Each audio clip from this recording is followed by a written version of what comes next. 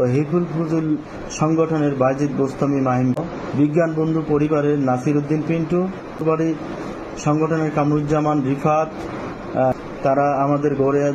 গড়েয়া ইউনিয়নের কৃতি সন্তান। আনন্দিত ঠাকুরগাঁ, বীরগঞ্জ ও পঞ্চগড়ের ছাত্র সমাজের জন্য যে তারা এই বানভাসী মানুষদের জন্য টিম গঠন করছে এবং এই টিম তারা বিভিন্ন জায়গায় এই বন্যার্ত মানুষের জন্য টাকা কালেকশন করতেছে। এই টাকা কালেকশন করার পর তারা এই টাকাগুলোকে একত্রিত করে তারা হয়তো সরাসরি টাকাগুলো জমা দিবে অথবা